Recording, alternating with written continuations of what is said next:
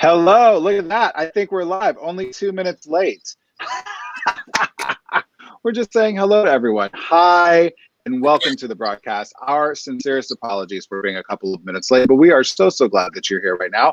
I am Dr. James Simmons, founder of Ask the NP, where you can ask everything you're too scared to ask your MD.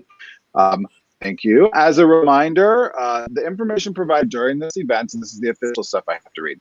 The information provided during this event is for educational purposes only. If you have any questions regarding medical conditions or treatment plans, please consult your physician or primary care provider. Now, let's get started. And I am so excited about this because, Doc Rob, haven't seen you in forever. And we get to talk. They always give us the heavy stuff. I love the heavy stuff. I love you. I've missed you. I want to know how you're doing, and I am so looking forward to this conversation.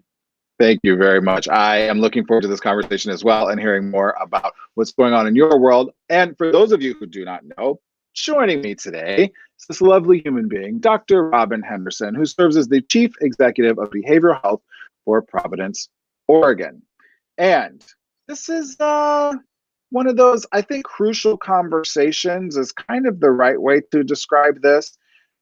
Difficult conversations, tough conversations, right? This is what we're going to conversate about today, is how we have those conversations, particularly in the setting of the hyper-political world that's going on right now, vaccines, right? That's the hot topic. And it is really causing a lot of strife between friends and between family members, and I know that I personally need this as well, Doc Robin. So before we get too much into it, though, let the folks who are watching, who may not know you, let them know who you are and what you do. Well, thank you, Dr. James. I am Dr. Robin Henderson. I am a psychologist by training. I'm also the Chief Executive of Behavioral Health for Providence here in Oregon. And I'm the Chief Clinical Officer for a little organization called Work to Be Well that focuses its energy on youth mental health and emotional wellness. And we have a lot of these crucial conversations with teens. And I think actually teens and youth are really better at crucial conversations than we as adults are. Really? Why do you, I feel like that's an excellent place to start. Like, if we can learn from the teens about how to have these conversations, I want to learn. So why are they better at it than we are? Well, I think they're better able to really kind of separate the emotions and all of the things about people holding different beliefs, because they do it all the time, whether it's about music or movies or different interests like that. It's really common for, I might be a little bit country, you might be a little bit rock and roll, but by the same token, those differences in essence bring teens together, I think, a little bit differently. We as adults tend to get a little set in our ways. We get a little judgmental. We get a little bit more on the, this is my way, the highway, and that kind of self-righteousness pops in. And I think that's part of where, how do you walk yourself back when you get to that prideful self-righteousness?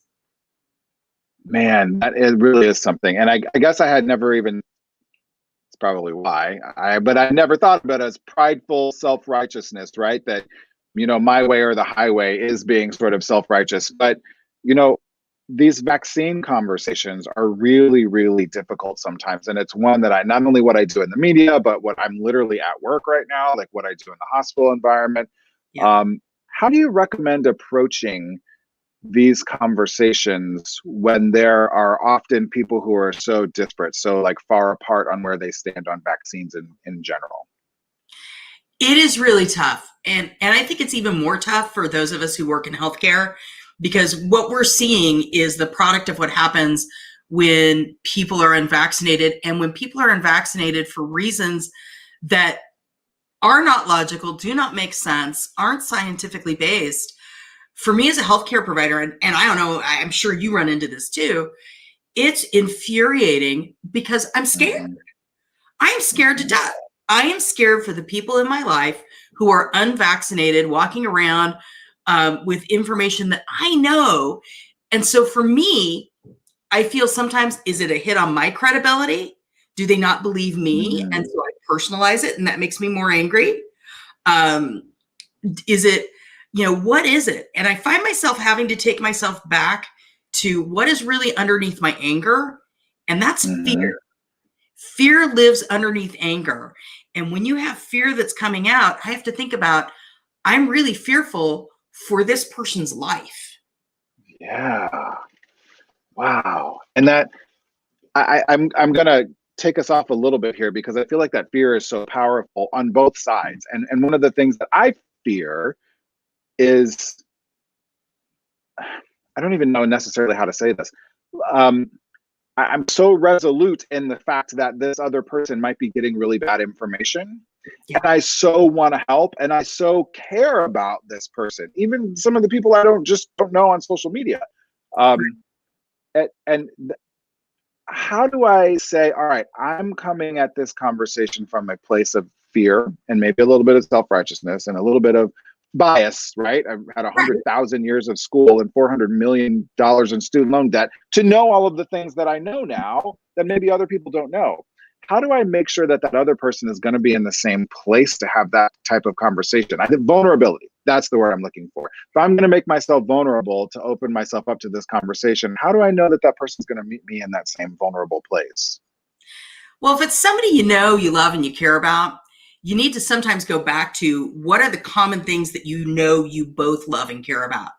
Is it grandma? Is it a shared experience you may have had?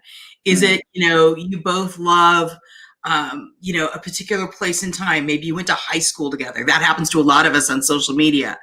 And Right. really finding that grounded place where you go back to, when was it good?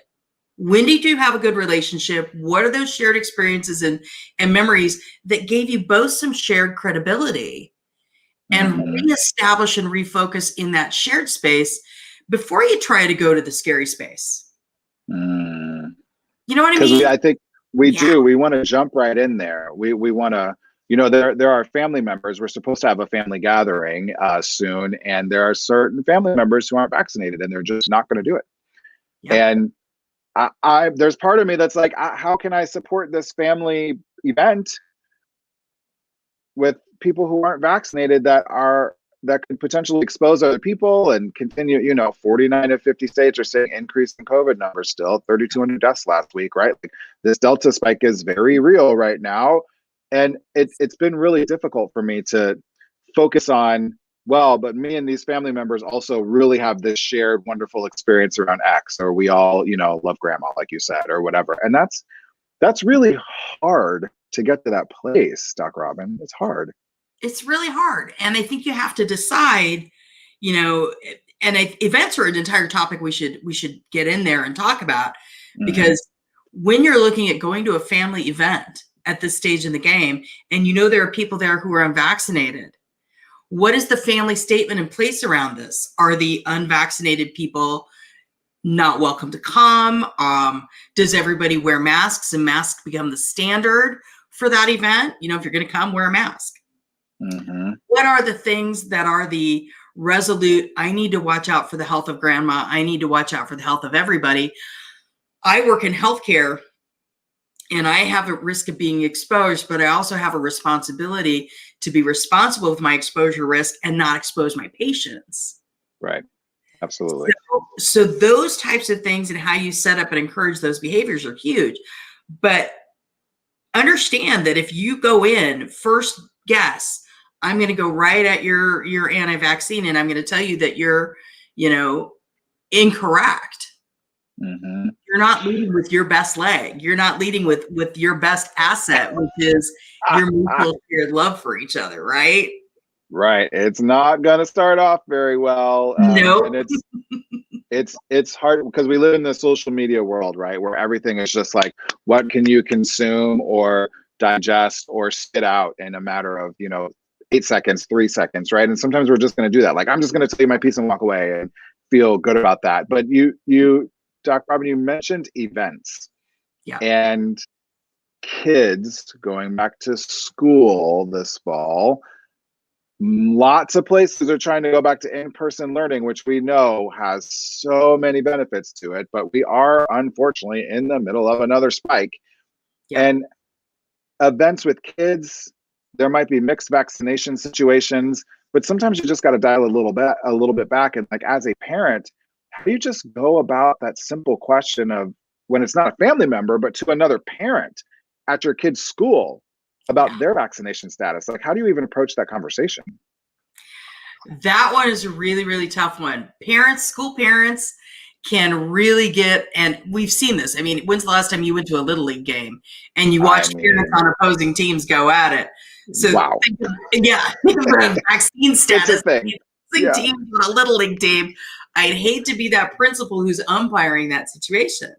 How do you come to the ground rules that you and your family live within?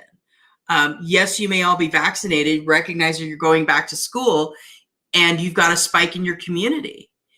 Do you have your child wear a mask to school, even though there will be people at school who won't? And what does that mean? How do you have those conversations? Because this is a real thing. And I think schools have a responsibility to give guidelines for those types of conversations for families to have. In-person football's coming soon. How many football games are going to be super spreader events because we haven't had the conversation about appropriate protocols when we know we all want to go watch a football game? Yeah, man, that's going to be hard. And I feel like there's sort of, not feel like, there's stigma on both sides of this, right? Yes, I feel like if you're, I have a good friend who was like, I'm still wearing my mask kind of because I'm just more comfortable with it, but I'm a fully vaccinated person and I want to signal to my community that I'm here to help protect you. Yes. And at the same time, that person is getting a lot of grief from others who are saying, well, if you're vaccinated and the vaccine's supposed to be so good, why are you wearing your mask? Like it's like no one wants to just pause and like listen to each other about why we're doing the things that we're doing or why we might think the things that we think. And I'm really interested in, right at that moment of conversation, what is something that we can do to just breathe for a moment and just actually say, okay, this person just said something that's a little bit inflammatory to me and they're challenging me. What can I do in that very moment to bring the heat down, to not escalate the conversation? Like what are just some tips, vaccines or not, just in general in those conversations? The idea of, check yourself before you wreck yourself, right? Love it. Find a way to connect. And I think one of my favorite ways to connect, when somebody comes in and leads in with something really hot, it's like, whoa, let's take a step back here. And before we go there, how are you? I mean, how has this all been for you? How are you feeling? How's your family? How are you doing? Make it human. Humanize somebody. So if somebody comes at you hot, find a way to humanize them and say, wow, what's going on for you? How are you doing? And take the focus off. You need to come back and deal with the hot. But before you deal with the hot, if you can find a way to connect with somebody and reestablish that human connection and make them someone and not an other, right? It's that power of connection. Yeah. Hard to do, especially if it's not somebody that you know well.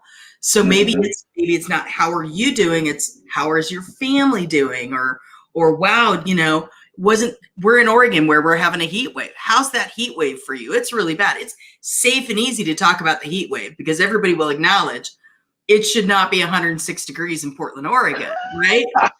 Correct.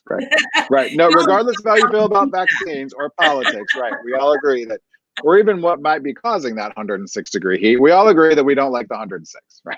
Right. But you find something that's less threatening. And it could be just about anything to diffuse a situation.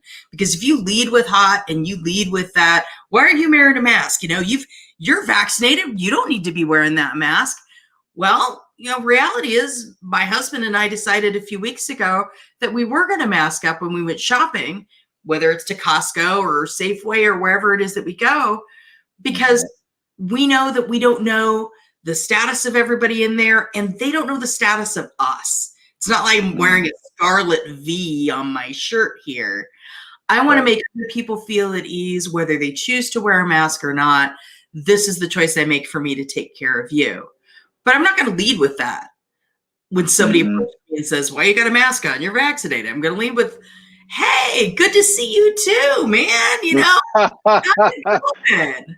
Right. Isn't this mask great? It's my favorite mask. My husband bought it for me at X, Y, and Z. I love it. It's super cute and it goes with my shoes. I Right? know, Like right? It's football season. diffuse it a I am little bit. wearing my pride on my face. I am a Duck fan.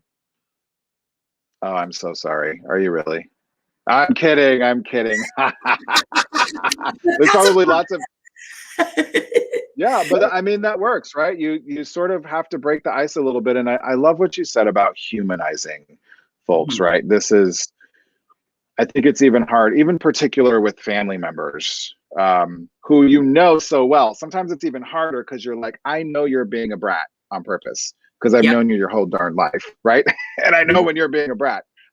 And so I I wonder sort of like what are some things that you can do that because a lot of times in these conversations I think we approach it in thinking that this person is going to start thinking the way that I think by the end of the conversation or I'm going to change their mind versus knowing what it looked like to be successful in a relationship with differing opinions. And what are some of those like what is that? What does that mean to sort of be successful with my family member who I Right. am pretty sure is probably never going to get vaccinated, but we also like love each other. Like what does that really look like? You know, I go back to the idea of seek first to understand. What's underneath it? If we're going to have a conversation about why you're not vaccinated, I need to, as the person who's asking the question of why aren't you vaccinated, ask the question and then close my mouth and open my Mm, ears and listen for the clues. Because sometimes you pick up the little things. And I really got to give a shout out to one of my managers who has a team of individuals who are all work from home who had decided that they were all not going to get vaccinated. And mm, slowly over the course of the last several months, he's worked with them and just provided the space to listen. And when different things would come back up, he would talk with them individually and say, so, just checking in, where are you at with getting vaccinated? And over the course of the last several months, he's done less preaching about why you should and more just listening and then reflecting, right? So if you mm, hear something and it sounds completely irrational, what happens if you reflect back the irrational to someone? Not in a sarcastic way, but mhm, I'm concerned, and this is true story here. I've had somebody look at me and say, "Well, I'm really concerned that if I get vaccinated, I'm going to get Alzheimer's." mhm. Okay, so you're not going to get vaccinated because you're concerned that 60 years from now you might get Alzheimer's. Is that what I hear you saying? You know, Wow. It's powerful. right? And that leads to a different conversation about I'd like to see you get those 60 years on you, right? Right. Um, Like let's get through the 60 years first. Like, well, first, I want or you to be alive to get those 60 years, boo boo. Like, that's why I want you to get vaccinated. or of course, my personal favorite. I have a geriatrician I used to work with, Dr. Cliffy, and Dr. Cliffy would always say, if we're all lucky enough, we're going to live long enough to dement. But everybody's eventually going to get dementia if you live long enough, right? Right. That's really true. And I think that just to pick, kind of piggyback on that, Doc Robin, there's something about an exercise I learned early on where sometimes that shutting your mouth thing, Hmm. if you take the time to write down what the person is telling you while they're telling it to you, and Yeah. that's just their window. So, hey, Bob, I'm really curious why you don't want to take the vaccine, and I'm not going to do any talking. I actually I'm like really legitimately curious. I want you to tell me, and I'm going to write all these things down. Yeah. And that's it. And Bob gets to talk for 20 minutes, and you write, and that's the end of the conversation. And what that kind of does, I think, is it helps Bob feel heard and Yeah. seen and appreciated, and it gives you practice at shutting your darn mouth. And sometimes when you go back and look at those things writing down, you're like, wow, I actually have very similar fears. We're just approaching this at two different angles, but we actually at the end of the day have the same fears. And then you can sort of schedule a follow-up conversation about this, like, okay, Bob, now it's your time to give me 20 minutes, and I'm going to tell you why I did get the vaccine. You write it down. And then maybe 3 weeks later, we talk about our list together. But slowing everything down, I think, in a situation like that really can help.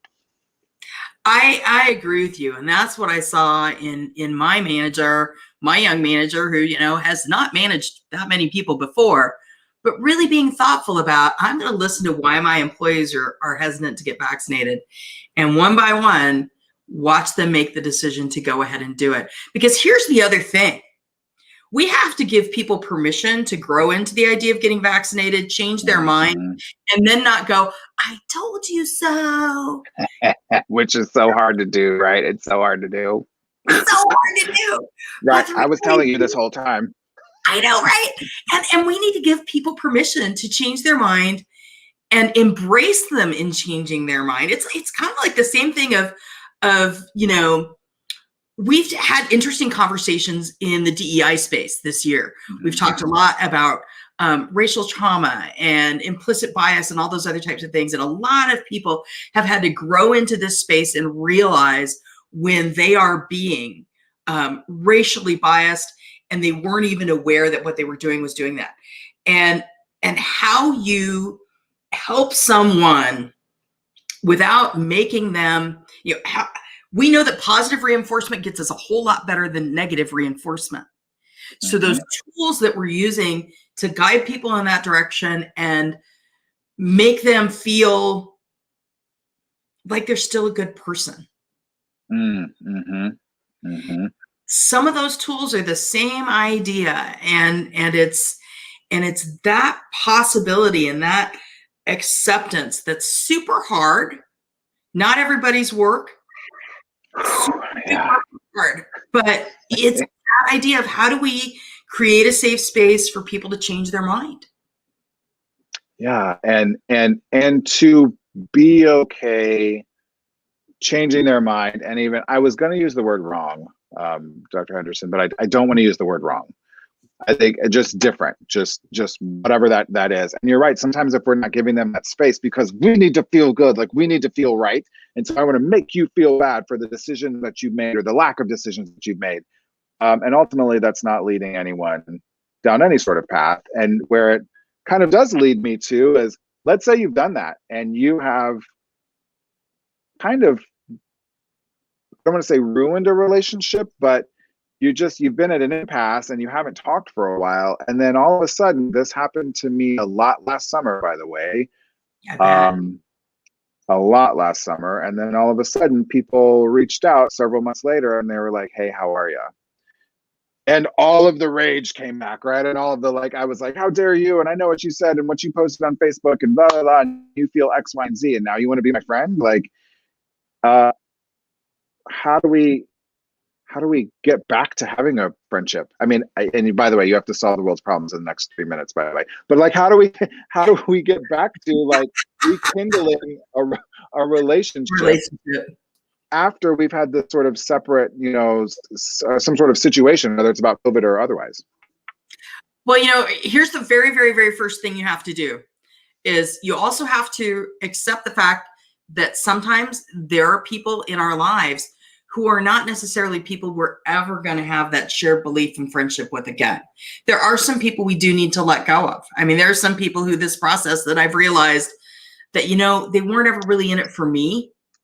They were in it for what they wanted from me, what they wanted to take from me. So take that 1% of people who are the takers, who are not filling your cup, and really assess if somebody's not filling your cup, if they're not there for you like you're there for them, and you don't have to be in a relationship with them because you might be related to them or whatever it is okay to end a friendship.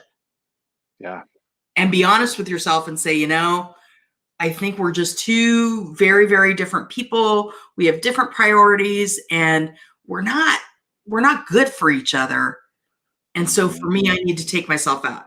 So let's assume that we've parsed those people out of our lives, and we should probably do a show at some point about how do you do a Marie Kondo on your friends.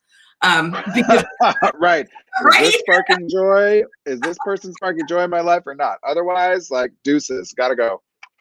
Well, because sometimes we do hang on to people who aren't good for us. We all do. Yeah, absolutely. But let's assume this Absolutely. is a person who is good for you, that you love, who every other aspect of their life, they are somebody who brings you joy, who you need to be in a relationship, who brings you joy. How do you agree to disagree? Mm. How do we model that? And I'll go back to what we started with at the top. Look at our teens and our youth who agree to disagree about things all of the time. And yet I still am going to love and value this piece of you. And we're going to still enjoy, maybe it's our love of musical theater together, while you're a little bit country and I'm a little bit rock and roll. But when we're watching musical theater together, we're all there. Yeah. Be the bigger person and take the first step and reach out and say, you know what? I've missed you. I need you in my life. Let's get to know each other again and let's have a cup of coffee. I love that you brought this full circle, right? We started the conversation with how teens and young folks are sometimes way better at this. And it just, reminded me of something in the last maybe, 30 seconds that we have left here, about not every person needs to be everything to you. Yes. And I feel like sometimes we do that. Like if this person needs to have the same political ideology that I have, they need to cheer for the same teams that I do. They need to feel the same way about COVID that I do. They need to have the same color palette in their house. Like this is not what makes the world go round. What makes the world go round is that we are all different. And it is okay sometimes if this person in your life fills the role of you're watching football with me on Sunday mornings. Otherwise, we're not talking politics, right? Like we know better, and that's okay. I think that's okay. Hey, if we were all the same, what a boring world it would be. I love my friends who see the world differently, because when we talk and we have those honest conversations and we listen to each other, that's when I really learn things. It's great to be validated and spend time with the people who agree with me, but it's even better to be sharpened by the people who see the world a little bit differently than I do, because that's when you really learn and grow and embrace and really have a chance to have that authentic life. It really is true. I feel like Doc Robin, did you freeze? Nope, you're unfroze. There you go. Maybe it was me that froze. Yep, you're here now. Hey, you know what? I feel like the world's getting better about freezing on Zoom, by the way. We're all so used to it. We're like, oh, you froze. I guess we're just going to keep talking. Just as we wrap up here, I lied earlier. I said 30 seconds. I meant a minute and 30 seconds. But just sort of as we wrap up here, what are ways that we can sort of support not just ourselves? I feel like this conversation was a lot about like individual interactions, but support just like our communities and maybe our faith groups or our families or whatever, and sort of moving out of this just hyper focus, like you're wrong, I'm right, we're all screaming at each other on social media thing, and into more of a having open, honest, nuanced, complex conversations with each other, particularly with our friends around something so controversial as these vaccines. It all starts with you. It all starts with how you show up in the room. It all starts with how you lead into a conversation and who you are in your community. You can smile, as they say, with your eyes and wear your mask and take care of people and be happy and be joyous and be out there and support your local businesses in your community and be part of those types of things and stand up. And also how we show up in social media. I believe in showing up with positivity. I believe in showing up for what I believe in, but doing it in a way that brings joy and light and positivity and love. Lead with love. Lead with love. So I had a disagreement with someone on my Instagram platform yesterday, and at the end of it, she just said, "All right, that's great. I wish you nothing but the best and bless you." And then she followed me. Wow. And I was like, oh, this is great. We completely disagreed, but then she ended up following me. And I think it was because we sort of led with love. And she was like, well, I think you're wrong, Dr. James. And I was like, well, I'm not sure you have the right information. And she was like, well, I don't care, but love you, bless you. And I was like, all right, hey, that's a start. Right? Lead with love. Lead with love. Yep. Absolutely. Dr. Robin Henderson, thank you so very much for joining us today in this incredible conversation. I feel like we were even just getting started. Like we could go on and on and on for forever about this. Thank you so much for being here, and for everyone listening. And those of you who sent in questions, I'm sorry we didn't get to those.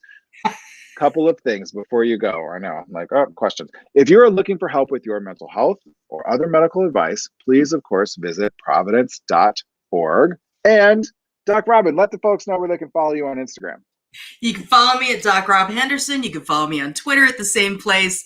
And you can find me on Facebook there too. I love it. And I am on Instagram and Twitter. And are you ready? TikTok. I'm doing the TikTok thing now because I can't wait to follow you. Oh, man. Follow me on TikTok. Y'all should see this. I'm trying to be 19 again. It's wild. It's actually kind of fun. I'm not going to lie. And I am at Ask the NP on all of those. On TikTok, it's at Ask the NP _. And of course, please, while you're here, you're doing it on Facebook now or maybe YouTube, but wherever, all over social, please make sure to follow Providence on social media at Providence on Twitter and under Providence Health System on Instagram, Facebook, and LinkedIn. Thank y'all so very much for joining the conversation. Dr. Robin, so great to see you again. And everyone have a fantastic Tuesday. We'll see you soon. Dr. J.